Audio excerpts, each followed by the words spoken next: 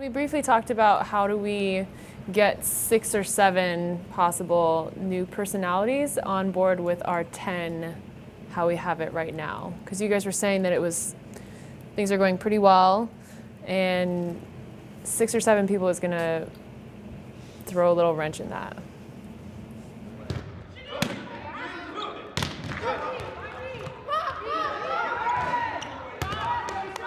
I don't think coach is asking you to be perfect in behaviors or what you say, but being able to publicly acknowledge that and make it right, I think, is also an important part of the modeling process, because then all the freshmen know that you're human, you're not invincible, and they see that it's okay to acknowledge and confront their own mistakes.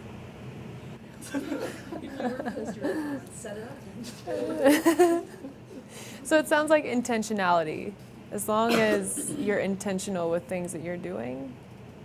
And that's what we talked about early in the spring season even. It's just being really intentional with the chemistry that you guys are trying to build. Yeah, this 18 to 22-year-old range, that's another reason why I come to practices and games, so that they see me, so that they know I'm a normal person, so I'm not this person that's going to take all their secrets and spread them, or change them and put them in an institution, like give them all these drugs and things. I don't think that psychology is that.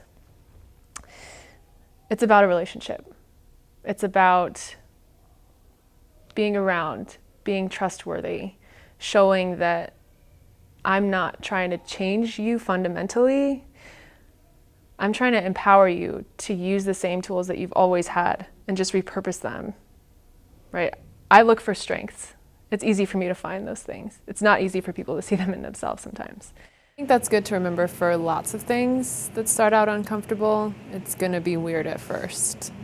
Whether that's creating a relationship with somebody that you literally have no idea what their last name is, maybe, or somebody that you don't know, like their favorite color.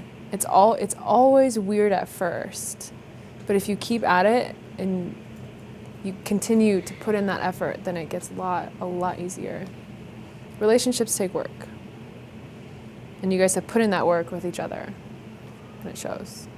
I think it's really nice having a sports psychologist, just because it's great to have someone that's kind of has an outside perspective, but a professional perspective. And she, comes to practice all the time. She sees exactly what we're going through, but she kind of has a different look to it. And it's just really nice to have a calming presence there. And if there's someone, if you ever need to talk to someone, she's always there. But yeah, it's great. Julia's awesome. You've met with her. I think you see the confidence in her and the thoughtful process she goes through before talking and expressing opinions, and there's not a lot of drama to her. And that's what I like. Her and I can sit down, and I respect her opinion so much. I want her to tell me, hey, Sherry, how you handled that situation, you might look at in a different way. And, this player was having a tough time. Maybe you approach it this way instead of the way you did. Fine, that's why I have her in here. If she's just going to come in and say everything's great, then that doesn't help me be a better coach. And I think that's what we all want, is to be the best coaches we can to get the most out of our student athletes. And that's how a role like that, when you're in it and you're coaching every day, you don't notice, you can't observe behaviors all around you. That's what she can do. She can walk into practice and she's not coaching, she's not keeping stats, all she is doing is observing behavior. And she's trained to do that. So that's a great resource for our program to use, and I think we utilize it pretty well. Yeah, there have been a few times, I can't really remember the specific topics, but sometimes I'll say it and you're like, okay, or if we have to do some, like one time we did role play and we had to act like we were in different scenarios. Like if a ball dropped in between two people, what are you gonna say? And it was kind of like, is this really gonna do anything? But the next day, I feel like our communication, like a ball dropped and we knew exactly what to say. So yeah, I think there are times where you kind of, in the beginning, kind of question what it is, but not too much, because I think now we really trust that she knows what she's doing, so.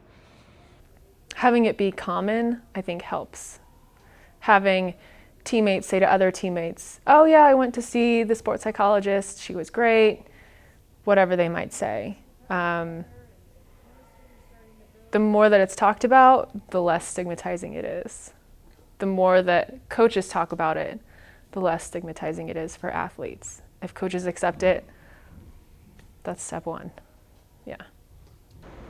You know, I'm actually always happy when she's here because she can either confirm things I see or tell me, no, I'm wrong on this. So sometimes just having that extra person and you're like, man, did you see that? Like, this is what we talked about in that leadership meeting, and then we're starting to see this person really step up into this role, and then she's coming up and confirming that, like, wow, that person really stands out today. And I'm like, yeah, that's what I thought. You know, I mean, so sometimes it's just an affirmation of, yeah, you're right, this is a good thing. Or I'm thinking somebody's struggling and she sees something in a little different light, then again, that's something where I can say, okay, I see what you're talking about there. You know, so we can kind of, that's the bouncing off of each other a little bit. And I think when you're in those meetings and you hear those type of things and then you come into that practice, that's why I like her in here, is because we can just have that short conversation on, are we seeing the same thing, or am I seeing it in a different way and I need to look at it the way you're looking at it, you know? So I think sometimes it's just that. So I enjoy her being in here and just having another set of eyes,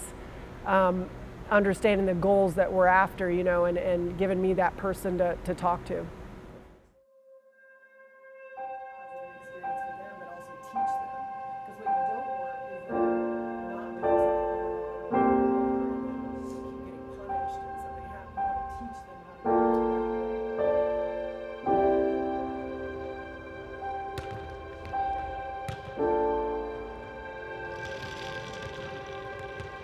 Thank you.